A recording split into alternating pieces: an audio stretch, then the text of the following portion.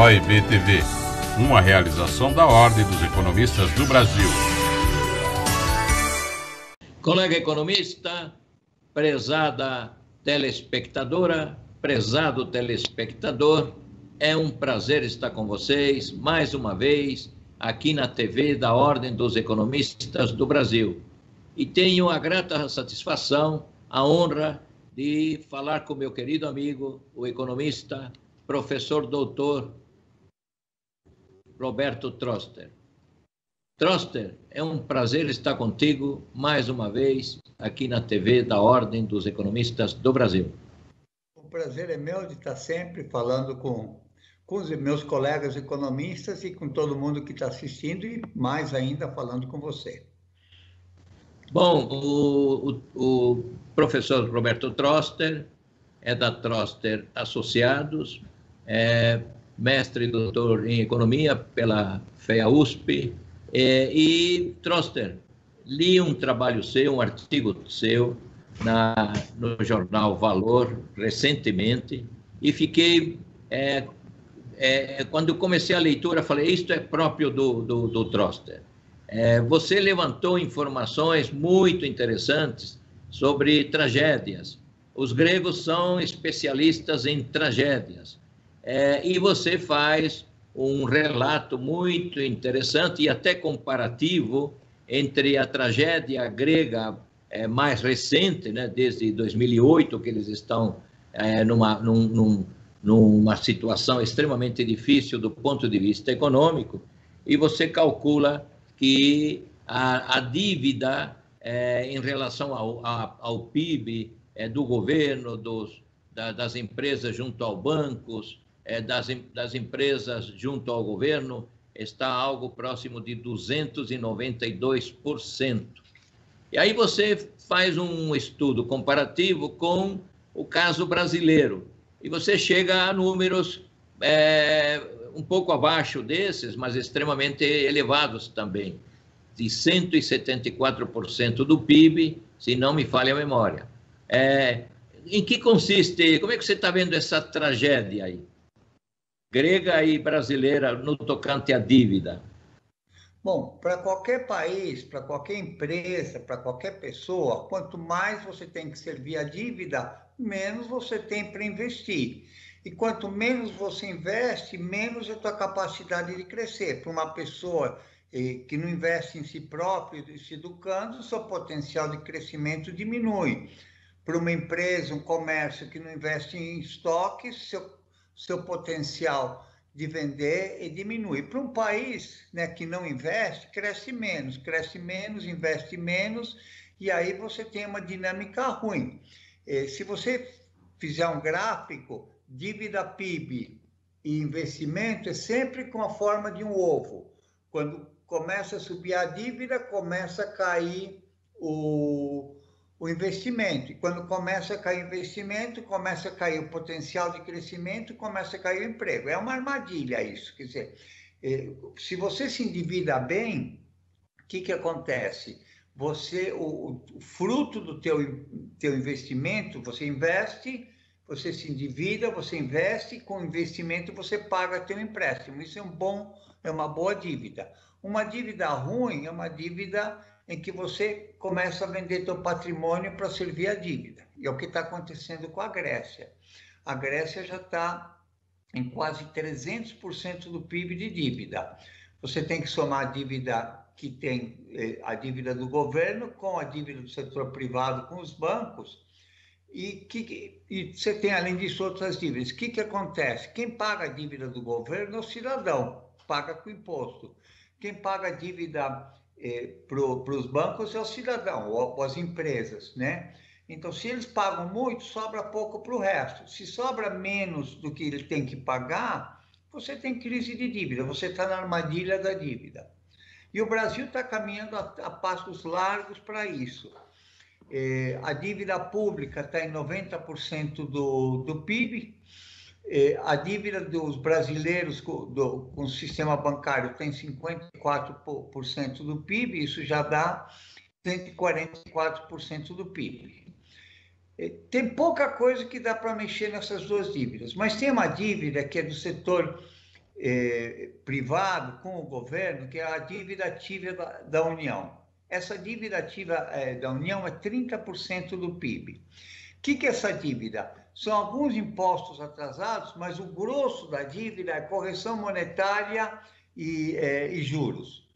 Essa dívida, a Selic, cresceu quase 900 vezes mais, 9 vezes mais do que cresceu a inflação. Você atrasa um imposto e o governo tem uma visão extrativista, quer dizer, predatória. E aí as empresas vão à falência por quê? Por conta dessa política do governo. O papel do governo deveria ser maximizar a sua arrecadação e maximizar o crescimento do PIB. Isso que eles deveriam fazer. E não é o que fazem. Eles têm uma política assim extrativista. O que vai acontecer? Algumas dívidas eles cobram, conseguem cobrar. Algumas cobram leiloando todos os bens de uma empresa ou de uma família, o imóvel da família. Mas a capacidade das empresas de crescer diminui. Crescendo menos, produzindo menos, o governo arrecada menos. Quer dizer, nós estamos entrando numa armadilha. Se a gente atuar rapidamente, a gente consegue evitar. A proposta do artigo que saiu no Valor Econômico, o título é Tragédias, qual que é? Tira a correção monetária e a Selic das dívidas tributárias. Só isso. Né? Teve um imposto, paga o imposto depois. Você está num momento em que a sociedade está muito frágil, as empresas estão frágeis, não todas. Tem gente que ficou mais rico na pandemia, né? Tem gente, os serviços de delivery, por exemplo, quem tinha delivery antes da pandemia e depois está melhor. Mas na média, o país ficou 4,1% mais pobre e renda per capita 4,8%. Muitos sobreviveram na pandemia se endividando, né, postergando. Agora o governo quer não só cobra os impostos com correção, né, correção da Selic, como cobra tudo. Não dá. Você está assim, a água está subindo. Dá para evitar. O Brasil tem potencial de crescimento, tem gente, tem riquezas naturais, tem capital humano. O Brasil tem tudo para ser um grande país. Mas, às vezes, um erro pequeno, como é esse que o governo está cometendo, pode afundar o barco. E aí, todos nós saímos perdendo. Então, a ideia é, se os gregos fizeram esse erro, não vamos repetir o erro, vamos fazer um erro diferente. Ou vamos parar e pensar, isso que a Ordem dos Economistas faz, o que a gente pode fazer para crescer mais, para empregar mais, para diminuir a miséria do país. Perfeito. Você está me lembrando algo importante, essa tua tese central é extremamente importante, porque hoje estamos com uma Selic de 2,75% ao ano, esteve há pouco tempo em 2%, mas foram períodos excepcionais. Tivemos Selics com 23%, 24%, 25% ao ano, de 2 dígitos, de 15%, 16% até há pouco tempo. E se a empresa, por uma razão, por um acidente de mercado, ela acaba tendo dificuldades para pagar, a honrar os seus compromissos de impostos, ela quer pagar. É o que você está dizendo, ela quer pagar. Entretanto, na hora que ela vai pagar, há um descompasso enorme entre o principal e a correção monetária mais juros. E essa correção monetária, via de regra, é a Selic. Lá pelas tantas, a Selic é 2, 3 vezes o valor do principal. E é impossível para a empresa acabar pagando o principal mais os juros que são cobrados pela Selic nas dívidas para com o governo. E isso está me lembrando, Troster, a questão do IGPM. O IGPM é um índice que é utilizado para reajustes de aluguéis e também de outros contratos. E no caso dos aluguéis, temos aí uma situação em que a pessoa já tem uma dificuldade porque perdeu o emprego ou porque perdeu renda, e de repente tem um aumento de 25% no valor do aluguel. E aí vai falar com o proprietário diz, mas é a lei a lei mandou eu fazer este reajuste. No caso também desses proprietários de imóveis, falta a sensibilidade de dizer, olha, esse índice é um índice injusto, nada tem a ver com o fruto do teu rendimento, o fruto do teu trabalho.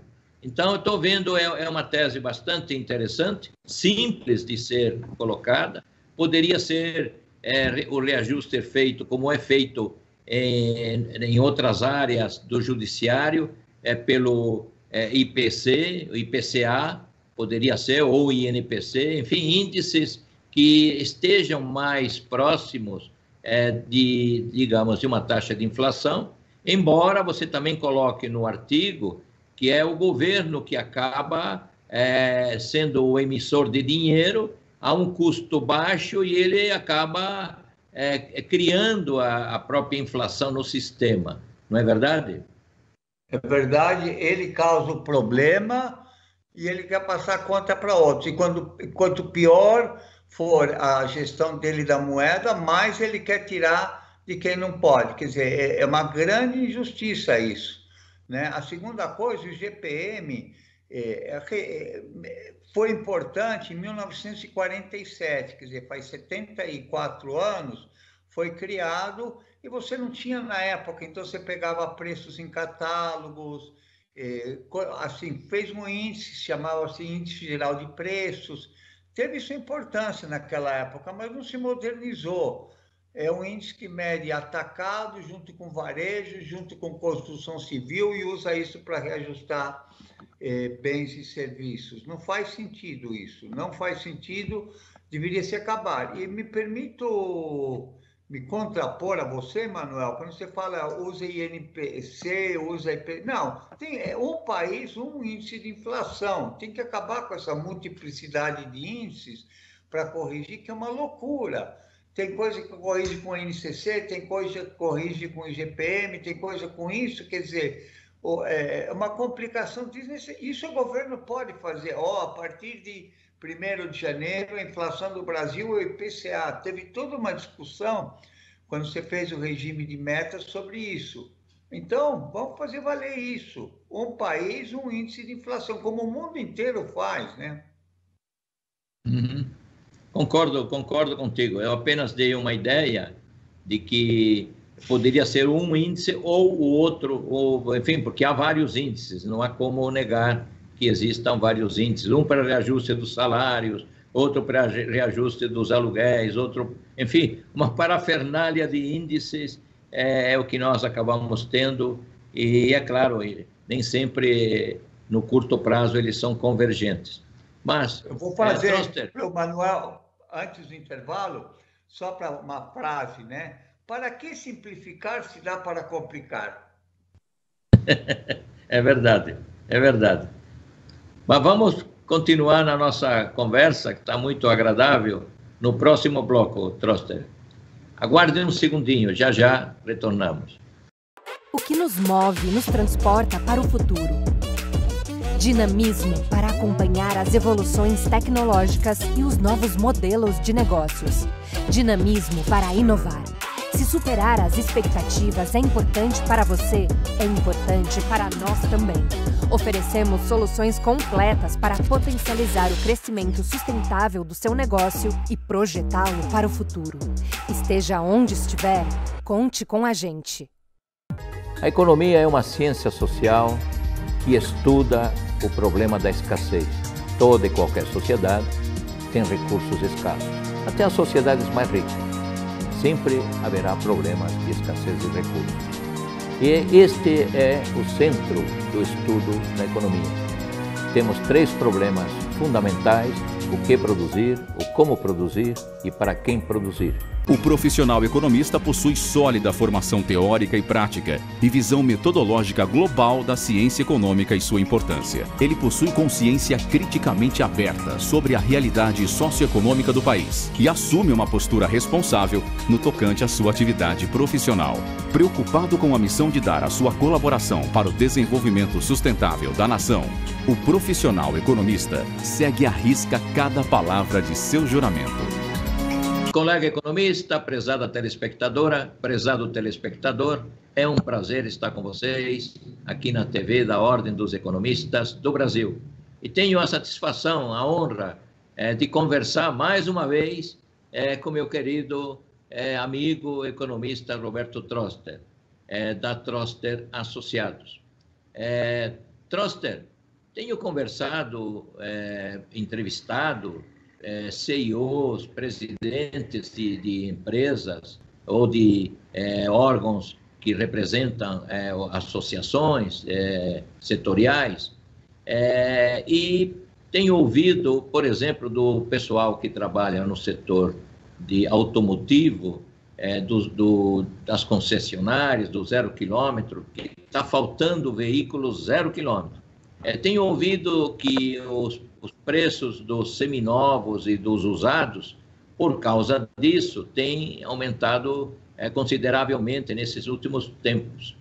Tenho conversado também com o pessoal ligado às incorporadoras, às empresas incorporadoras de imóveis, que tem me contado que são alguns fatores importantes. Um deles vem a ser o desejo de ter a casa própria e, de outro lado, as taxas de juros baixas que nós ainda estamos observando neste momento do tempo. Então, eu gostaria que você fizesse um apanhado da situação atual, dos indicadores atuais, se eles no global estão batendo com estes indicadores setoriais, e quais são as expectativas que você vê para este ano de 2021, principalmente no segundo semestre, quando estamos imaginando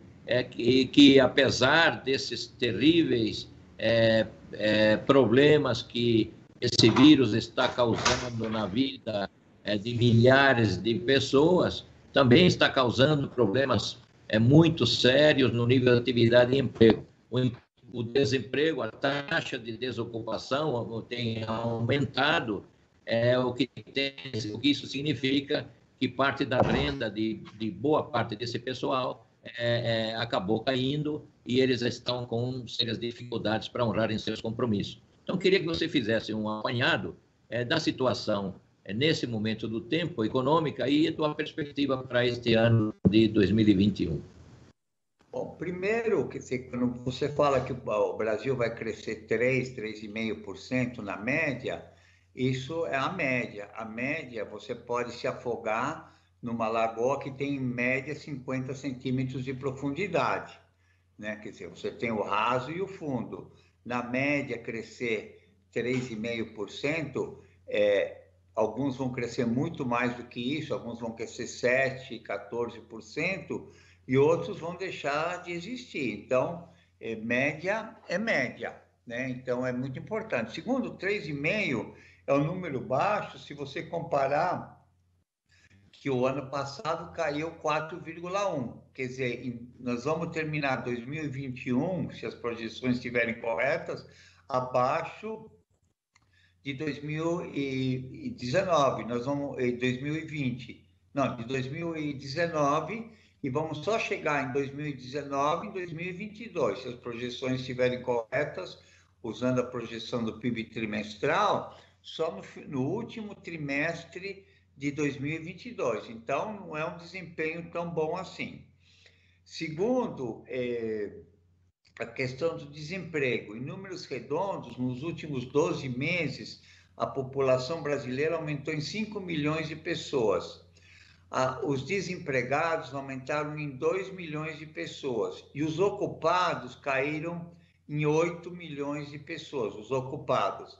Então, você tem aí 14, quer dizer, esses 14 milhões de desempregados, você tem algum número entre 6 e 11 dos chamados desalentados. Pessoas são os nem estuda, nem trabalha, nem tem renda. Então, você tem um quadro social muito difícil, muito intricado.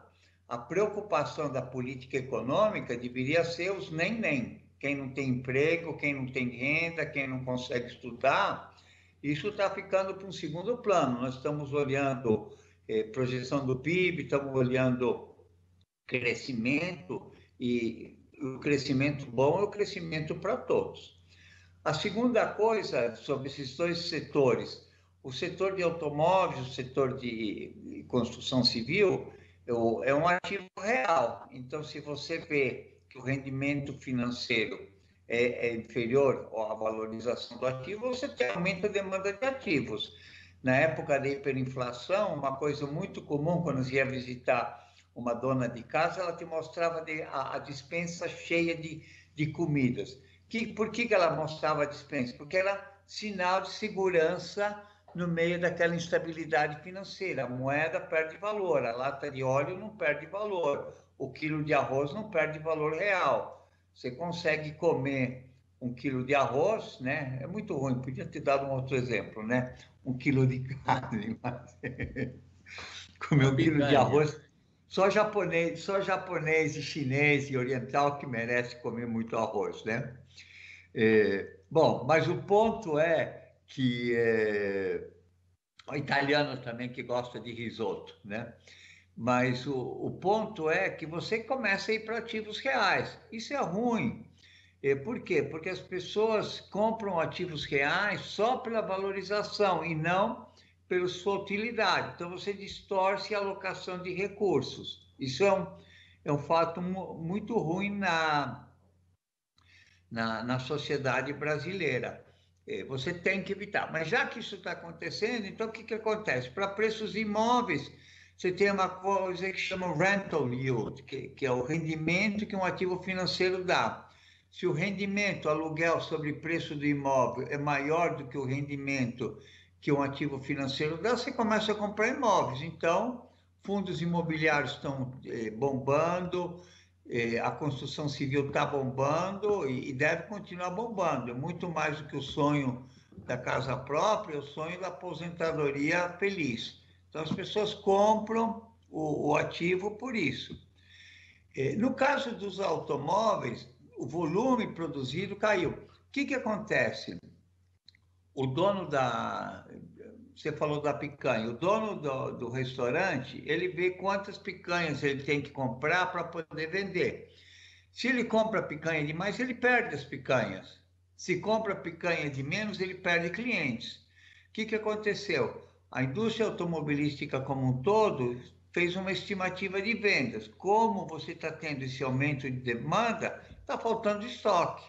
Isso acaba valorizando o preço dos imóveis, mas é muito mais uma questão de fluxos e de estoques do que uma questão de efetivamente, tá bom, os números, nós estamos produzindo e vendendo menos automóveis do que a gente vendia antes da pandemia, né? Muitos esperaram para postergar, se tem uma coisa assim, mas de maneira geral estão surpresos pela estimativa. Como você faz uma estimativa e você estimou de menos, você tem esse tipo de problema, o que é saudável, né? Estoque, o problema oposto de ter estoque demais, fazer leilão de veículos seria ruim, né? Comprar veículos sempre em setembro, outubro do ano passado teria sido muito bom, os preços subiram muito.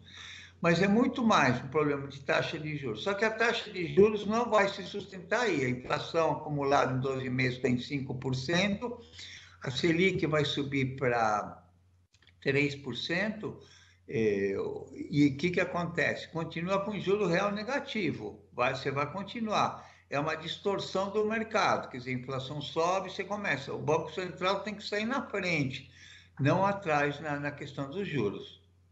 E é o que está acontecendo. Eu acho que é acho que o quadro perguntou o que eu acho para o resto do ano. Depende do que os condutores da política econômica fizerem.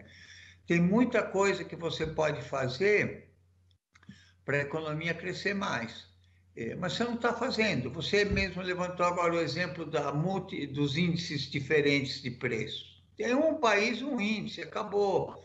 Essa questão da correção das dívidas. Para que isso? Está todo mundo lá embaixo e aí eles põem o pé em cima. Quer dizer, você consegue fazer muito mais fazendo. Nós estamos gastando muita energia em coisas que não são relevantes, e não estão focando no que é relevante.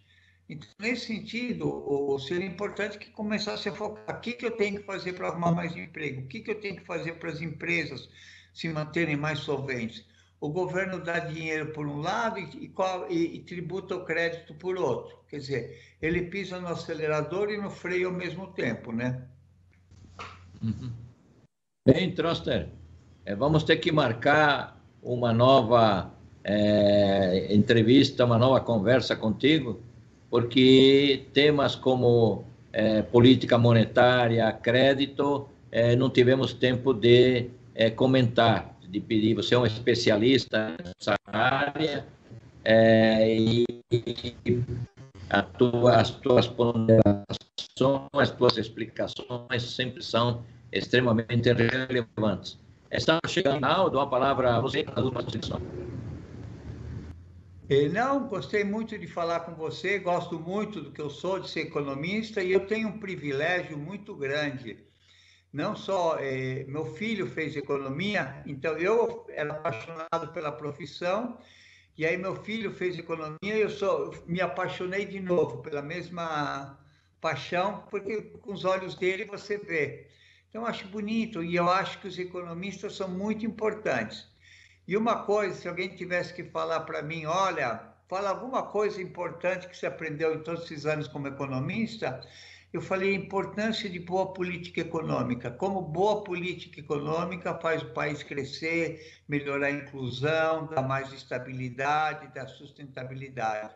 Eu acho que esse debate econômico é muito bom, muito importante. Pena que o pessoal lá de Brasília não assiste como deveria. Ok. Te agradeço mais uma vez, professor Roberto Troster, pela brilhante entrevista que você nos deu, e digo ao nosso telespectador, à nossa telespectadora, ao nosso querido economista, muito obrigado e até o próximo programa. OIB TV, uma realização da Ordem dos Economistas do Brasil.